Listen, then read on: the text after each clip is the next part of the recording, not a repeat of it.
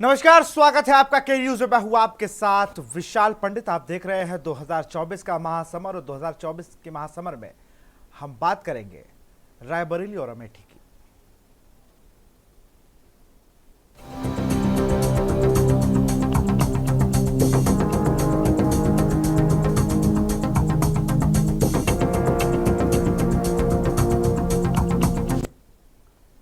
जी हां, बड़ा प्लान, थोड़ी देर में ऐलान, अब तो ये कहना चाहिए। ऐसा कयास अब भी लगाया जा रहा है जो राजनीतिक गलियारों में है कि बस अब ऐलान ऐलान होना है। बाकी दोनों सीटें जो कांग्रेस का किला मानी जाती थी या गढ़ मानी जाती थी, वो रायबरेली और अमेठी सीट पर प्रत्याशी घोषित हो जाएंगे। और प्रत्याशी और कोई नहीं, अमेठी से राहुल गांधी फिर से ताल ठोकेंगे और रायबरेली से पहला पब्लिक का चुनाव लड़ती नजर आ सकती हैं प्रियंका गांधी। आज कांग्रेस के केंद्रीय चुनाव समिति सीईसी की शनिवार को बैठक होगी। इस बैठक में रायबरेली अमेठी के कुछ अन्य लोकसभा क्षेत्रों के लिए उम्मीदवारों के नाम पर मुहर लगाई जा सकती है। सीईसी की बैठक शनिवार शाम होगी। सूत्रों का कहना है कि बैठक में उत्तर प्रदेश की रायबरेली और अमेठी लोकसभा क्षेत्रों को लेकर चर्चा हो सकती है। कांग्रेस ने फिलहाल इन सीटों पर अपने उम्मीदवार घोषित नहीं किए हैं, लेकिन अब तक देश भर में 370 प्रत्याशी घोषित कर चुकी है। कांग्रेस की पूर्व अध्यक्ष सोनिया गांधी ने इस बार रायबरेली से चुनाव नहीं लड़ने का फैसला किया है। वह राजस्थान से राज्यसभा के लिए निर्वाचित हुई हैं। उन्होंने 2 दशकों तक इस क्षेत्र का प्रतिनिधित्व किया। राहुल गांधी 2004 से 2019 तक अमेठी से लोकसभा सदस्य रहे। 2019 के लोकसभा चुनाव में बीजेपी के उम्मीदवार और केंद्रीय मंत्री स्मृति ईरानी से उन्हें हार का सामना करना पड़ा। ऐसी अटकलें हैं कि राहुल गांधी और प्रियंका गांधी वाड्रा इन सीटों से चुनाव लड़ सकती हैं। हालांकि पार्टी की ओर से अभी आधिकारिक पुष्टि नहीं हुई है। पिछले दिनों गाजियाबाद के एक संवाद सम्मेलन के दौरान जब राहुल गांधी से अमेठी से चुनाव लड़ने के बारे में पूछा गया तो उन्होंने कहा कि फैसला पार्टी की केंद्रीय चुनाव समिति की बैठक में होगा। पार्टी का जो भी आदेश होगा वह उसे मानेंगे। फिलहाल राहुल गांधी केरल की वायनाड सीट से लोकसभा चुनाव लड़ रहे हैं, जो शुक्रवार को जहां वोटिंग हुई है। लगातार जिस तरीके से बात कही जा रही थी, और सिर्फ राहुल गांधी के लिए नहीं, जब पूछा गया कि भाई अखिलेश यादव कन्नौज से नामांकन कराने के बाद सपा सुप्रीमो निकलते तो पूछा गया कि जब हम आ गए हैं तो सब आ जाएंगे।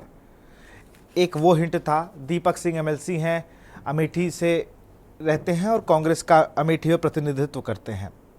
उन्होंने भी ये साफ कहा कि अखिलेश यादव के साथ जब वो मंच पर मौजूद थे तब उन्होंने ये बात कही कि बहुत जल्द राहुल गांधी आपको नामांकन में नजर आ सकते हैं और नामांकन कराएंगे और अमेठी से ही वो चुनाव लड़ेंगे। जिस दिन से प्रदेश अध्यक्ष बने हैं अजय राय, उस दिन से वो बात कर रहे हैं कि गांधी परिवार यूपी नहीं छोड़ने वाला है। ये कयास भी नहीं, ये मैं आपको कंफर्म कह रहा हूँ। दोनों लोग चुनाव लड़ेंगे और बाकायदा एक मुहिम चलाई गई कि भाई आप आइए। एक सर्वे कराया गया जिसके बाद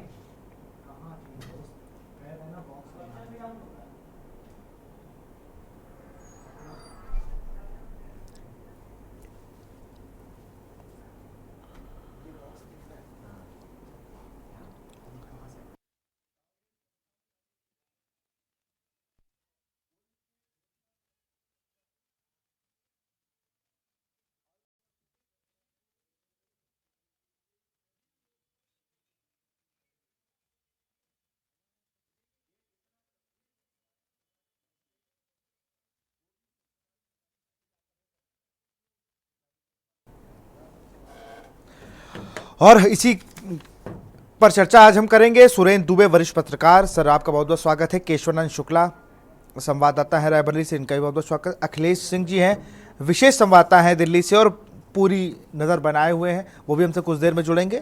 दीपक पांडे संवाददाता लखनऊ से हैं, वो भी कुछ देर में कांग्रेस कार्यालय से जुड़ेंगे। सुरेंद्र सर आपके पास आऊँगा, उससे पहले केशवानंद शुक्ला के पास चलते हैं। केशवानंद, अभी आप कांग्रेस कार्यालय पर खड़े हैं, यहाँ पर लोग आपको दिख रहे हैं जब, क्योंकि नामांकन की डेट लोग बता रहे हैं, कोई 28 बता रहा था, कोई 1 तारीख बता रहा है।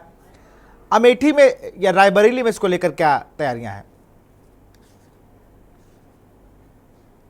कली लगाई जा रही है कि प्रियंका गांधी अपनी मां की सीट रायबरेली को संभाल सकती है, क्योंकि इस बार जब सोनिया गांधी रायबरेली छोड़ के राजस्थान से राज्यसभा गई थी तो उन्होंने बीते दिनों एक पत्र भी जारी किया था और रायबरेली के नाम वो पत्र था, जिसमें उन्होंने बाकायदा लिखा था कि रायबरेली जो है एक उनका परिवार है और वो हमेशा से गांधी परिवार का साथ देगा, जिसके बाद जो अटकलें हैं कि इस बार प्रियंका गांधी रायबरेली से चुनाव लड़ सकती हैं। हालांकि अभी जो आधिकारिक पुष्टि है वो कांग्रेस की तरफ से नहीं की गई है, लेकिन बताया जा रहा है कि प्रियंका गांधी 2 तारीख को रायबरेली से अपना नामांकन भी कर सकती हैं, साथ में राहुल गांधी भी हो सकते हैं, क्योंकि बगल का ये जो जिला है अमेठी, वहां से नामांकन राहुल गांधी कर सकते हैं और रायबरेली से प्रियंका गांधी कर सकती हैं। तो 2 तारीख को अटकलें लगाई जा रही हैं। लेकिन उसके पहले अगर कांग्रेस कार्यालय की बात की जाए तो यहाँ पे जो महिलाएं हैं उन्होंने आज बैठक भी की है, और कैसे अगर प्रियंका गांधी रायबरेली से चुनाव लड़ रहे हैं तो किस प्रकार बूथ स्तर तक पहुंचना है, लोगों तक पहुंचना है, किस प्रकार प्रचार प्रसार करना, उसको लेकर के भी आज बैठकें की गई। वहीं अगर कांग्रेस कार्यालय तिलक भवन की बात की जाए तो यहाँ पे भी सभी तैयारियां की गई हैं, वो चाहे डेंटिंग पेंटिंग क्यों वो भी शुरू कर दी गई हैं। यहाँ पे जो लोगों का जमावड़ा है, हुजूम, वो भी देखने को मिल रहा है। कांग्रेस कार्यालय में इस समय मौजूद है।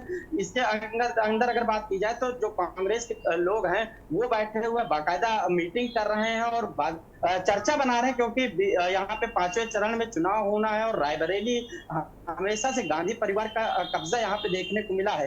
तो कहीं ना कहीं रायबरेली में देखा जा रहा है कि अटकलें लगाई जा रही है कि प्रियंका गांधी यहाँ पे चुनाव लड़ सकती हैं, जिनको लेकर के रायबरेली में भी तैयारियां जोरों पर की जा रही हैं। जी बिल्कुल, सुरेंद्र सर के पास चलेंगे। सुरेंद्र सर, रायबरेली अमेठी को बिल्कुल बना दिया है कि ये अगर नहीं हुआ तो बीजेपी और अन्य विपक्षी दल बड़ा परेशान है रायबरेली के। वो लगातार ये लग रहा है कि इनको ज़्यादा चिंता है कि राहुल लड़ेंगी या प्रियंका, ऐसा मुझे लग रहा है। कांग्रेस तो चिंता ही नहीं कर रही है। आज मैं खड़गे जी का बयान सुन रहा तो उन्होंने कहा जो होगा सबके सामने होगा, इसमें कुछ कहने की जरूरत ही नहीं है। ये एक बाकायदा टीम है जो बात करती है, वो उस तरीके से कर रही है। लेकिन इतना बड़ा सियासी मुद्दा किसी के चुनाव लड़ने ना लड़ने से बनाना, और कितना फर्क पड़ेगा जब रायबरेली से और अमेठी से गांधी परिवार की वापसी होगी सर? ये चौथी बार आपके साथ इसी मुद्दे पर डिबेट कर रहा हूँ। बिल्कुल, कि राहुल गांधी लड़ेंगे कि नहीं लड़ेंगे, प्रियंका गांधी लड़ेंगे कि नहीं लड़ेंगे। तो आज जब फिर आपने बुला दिया तो हमें लगा ऐसे जैसे चौथी बार आप एग्जामिनेशन हॉल में हमें परीक्षा लेने के लिए बुला रहे हैं कि भाई आप सीनियर मोस्ट आदमी हैं तो बताइए आएंगे कि नहीं आएंगे।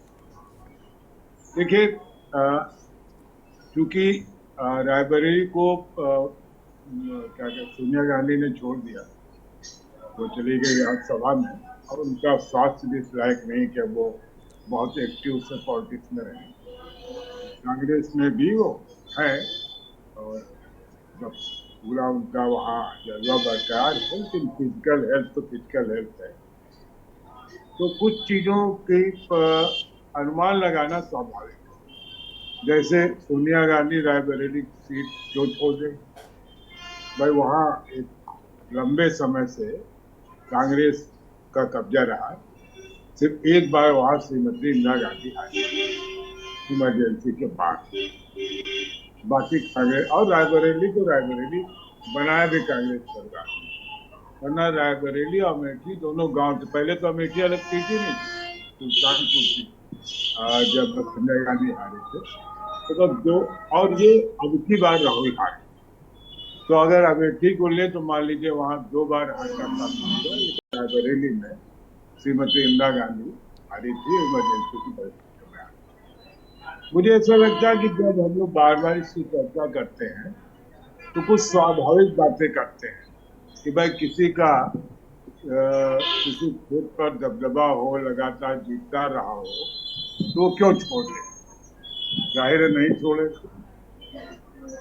और राहुल गांधी तो वैसे चाहे न लड़ते, लेकिन स्मृति ईरानी इतनी बार उनको ललकार चुकी हैं, दुत्कार चुकी हैं कि उनकी हिम्मत नहीं पड़ रही और भाग गए हैं।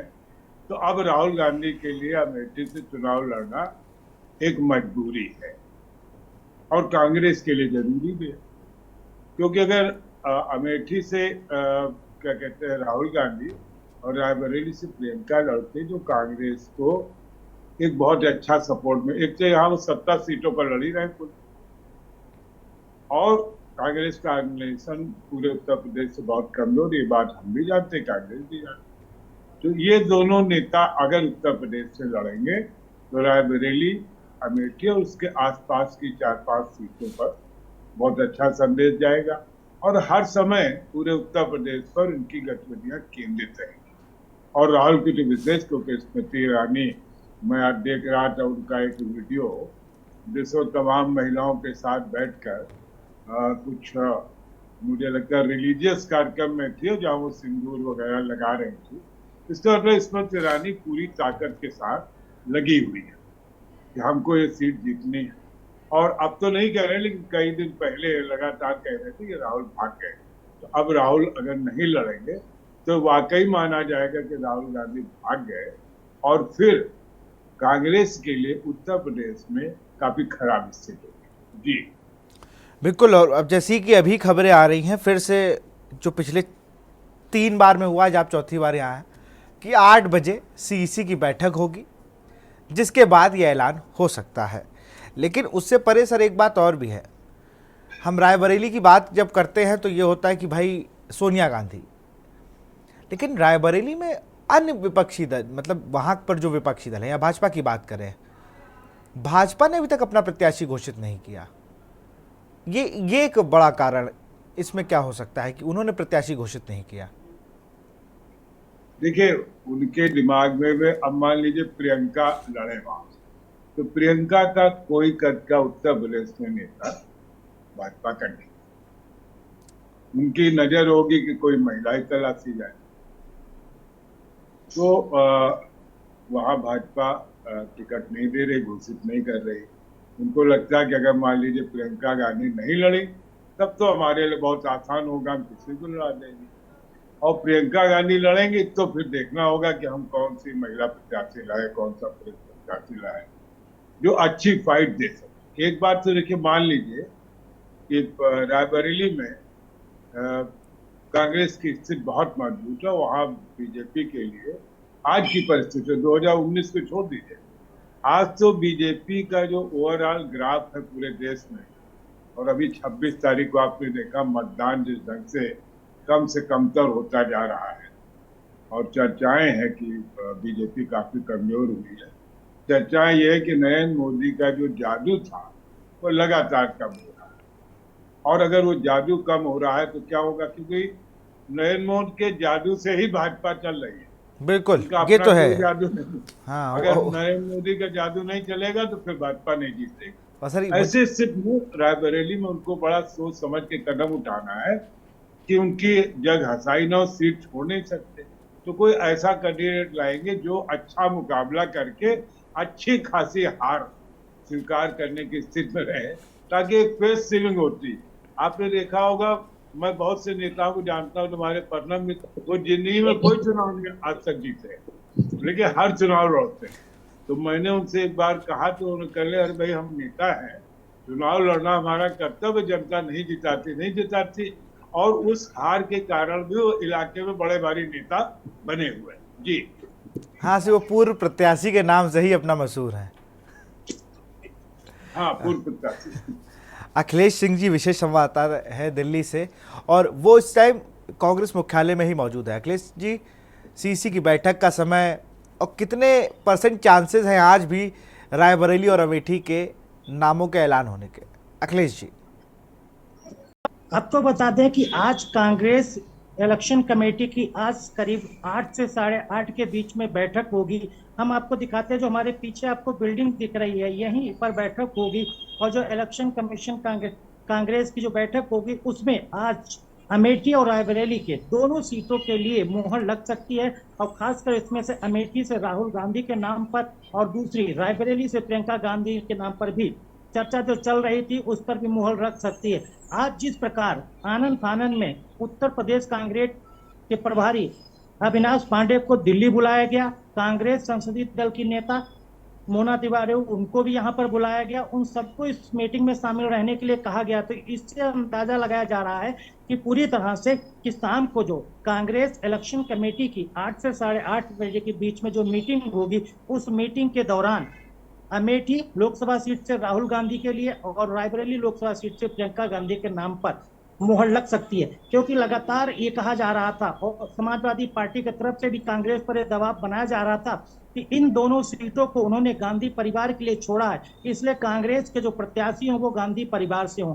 शायद ये भी थी। और दूसरी बात है कि वहां पर अमेठी और रायबरेली दोनों सीट पर सर्वे कराया गया था, और इस सर्वे में भी राहुल गांधी और प्रियंका गांधी के नाम के सर्वे पर जो स्थानीय लोग थे, वहां कर पार्टी के कार्यकर्ता थे, पार्टी के पदाधिकारी थे, और वहां के जो मतदाता और जनता थी, उससे भी सर्वे में पूछा गया था, तो उसमें भी ये सहमति जताई गई थी कि राहुल गांधी और प्रियंका गांधी अगर यहाँ से चुनाव लड़ते हैं तो उनको बड़ी बड़ी अच्छी जीत मिल सकती है, अच्छे वोटों के साथ जीत मिल सकती है। इन तमाम चीजों के बाद कांग्रेस के बड़े नेताओं ने मंथन किया था, और मंथन के बाद ये तय हुआ कि राहुल गांधी को अमेठी से चुनाव लड़ाया जाए और प्रियंका गांधी को रायबरेली से चुनाव लड़ाया जाए। हालांकि राहुल गांधी को काफी हद तक मना लिया गया है और वो चुनाव लड़ने के लगभग तैयार भी हो गए।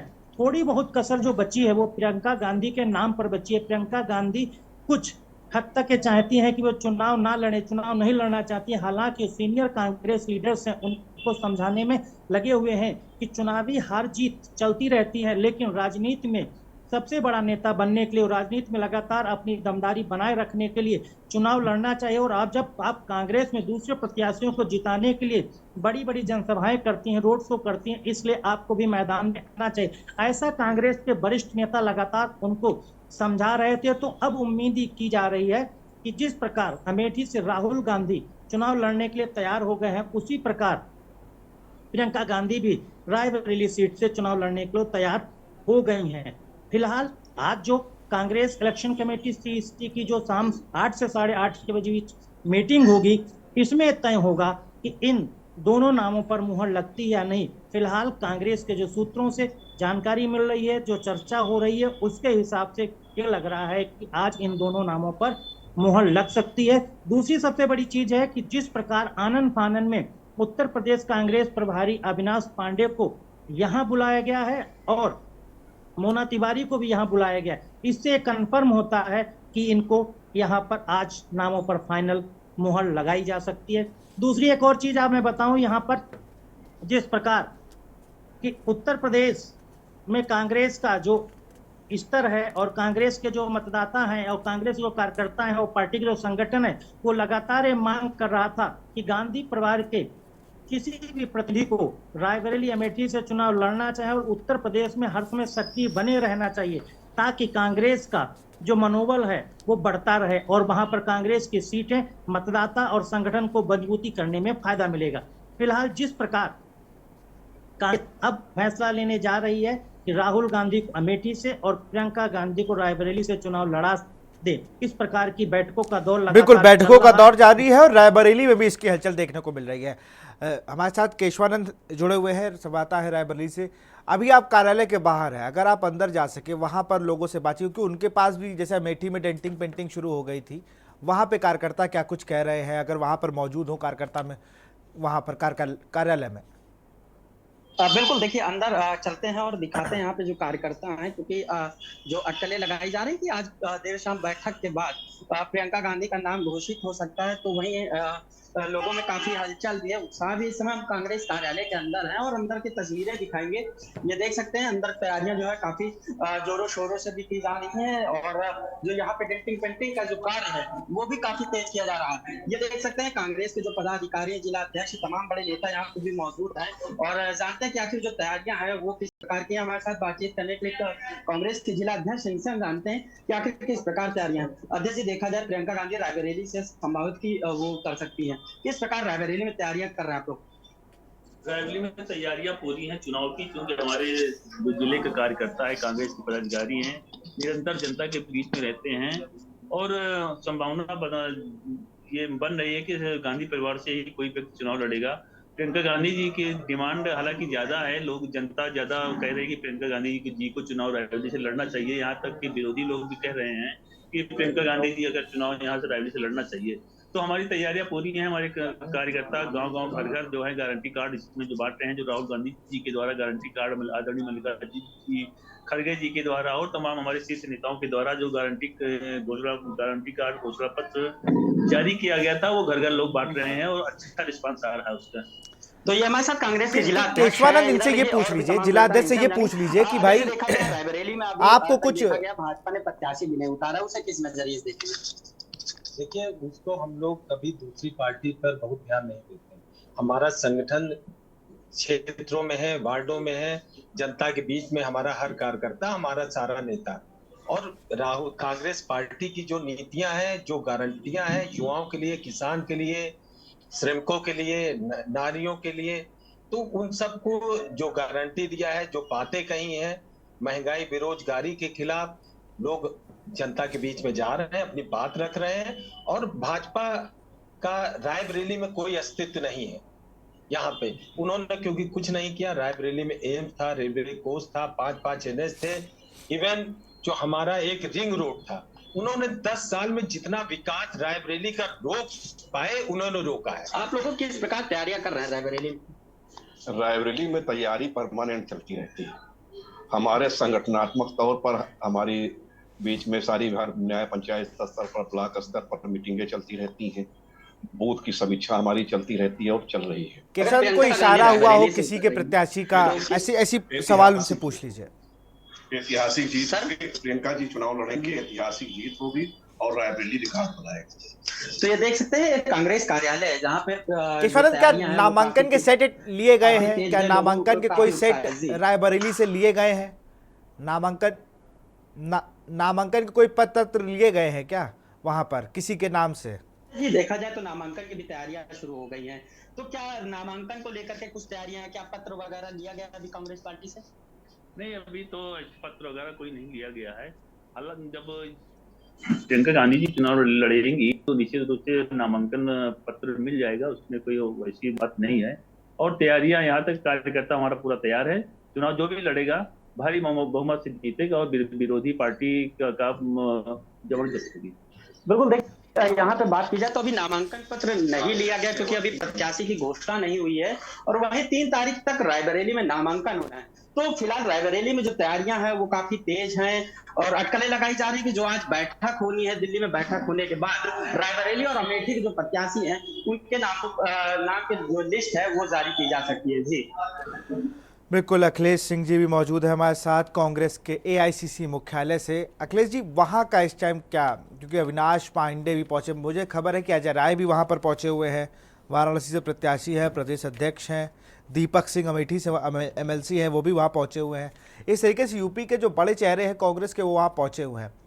तो AICC का इस वक्त क्या माहौल है चुनाव को लेकर?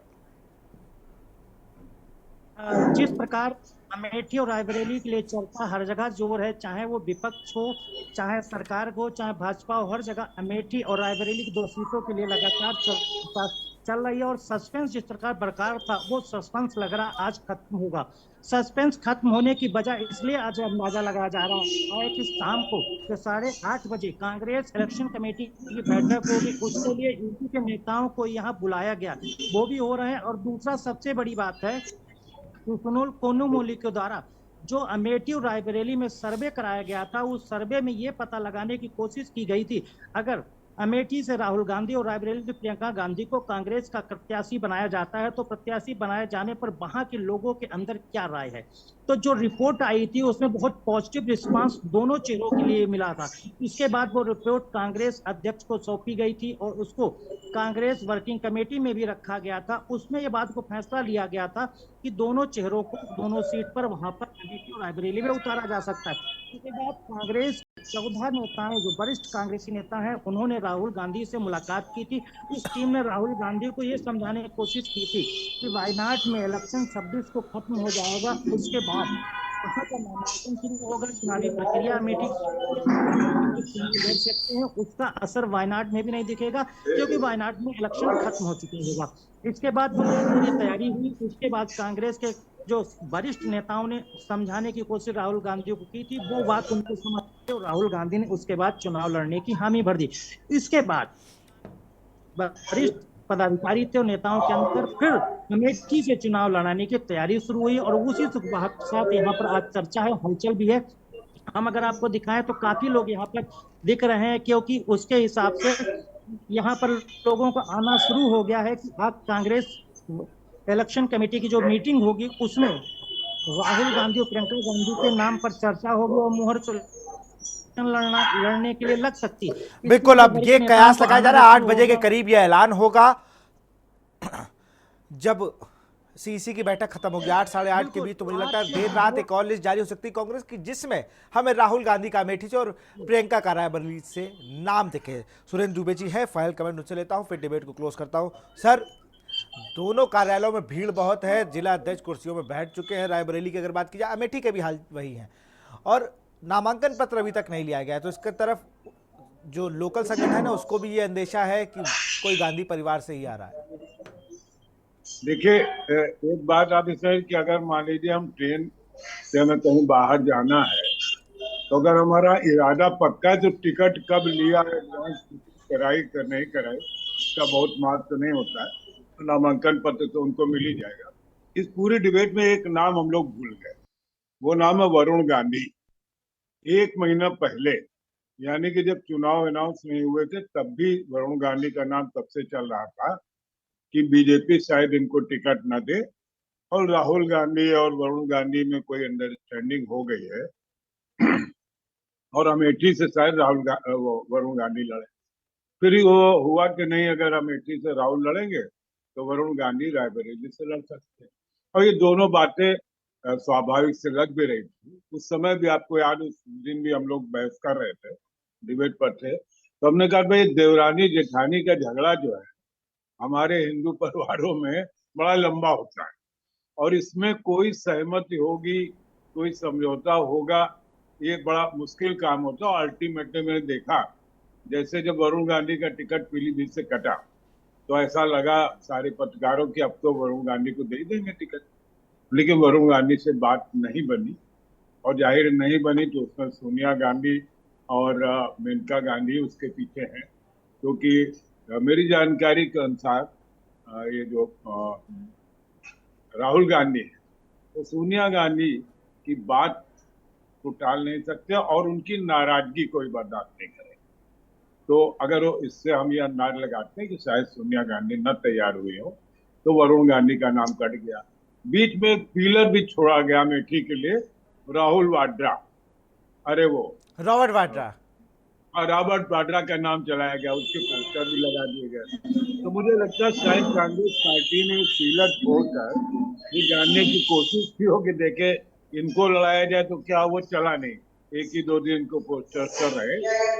और जब से अखिलेश यादव तेज प्रताप को हटाकर खुद नामांकन कर दिया, तो उस दिन ये चर्चा आम हो गई कि राहुल गांधी और अखिलेश में अंडरस्टैंडिंग हो गई कि भाई हम तीनों को मैदान में उतारना है ताकि गठबंधन को पूरी ताकत मिले, और ये ठीक भी है।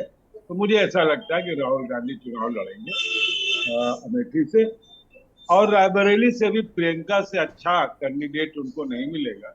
और जब प्रियंका एक पिछले कई साल से लगातार एक्टिव है, तो मैं नहीं समझता कि वो क्यों नहीं चुनाव लड़ना चाहेंगी, जबकि उनको मालूम है कि रायबरेली एक सबसे सुरक्षित जगह हो सकती है। और तो साउथ में ज्यादा जगह बची भी नहीं कि साउथ चली जाएंगे, तो भाई भी साउथ गया, बहन भी साउथ गई। बिल्कुल। तो सर, इसी बीच भाजपा खेमे से खबर आ गई है, एक भाजपा के बहुत वरिष्ठ नेता रहे स्वर्गीय प्रमोद महाजन की बेटी पूनम महाजन का टिकट कट गया है। उनकी जगह मुंबई से खबर है, बीजेपी ने उज्ज्वल निकम को टिकट दिया। जाने माने वकील हैं उज्ज्वल, प्रमोद महाजन की बेटी हैं पूनम महाजन। मुंबई की उत्तर मध्य सीट से बनाया गया प्रत्याशी। अखिलेश जी हमारे साथ बने हुए हैं दिल्ली से।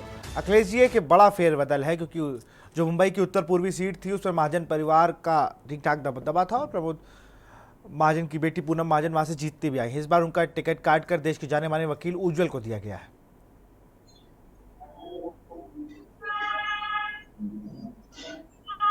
अखिलेश जी, आप अपने आप को अनम्यूट कर लीजिए, आपकी आवाज हम तक नहीं आ रही है।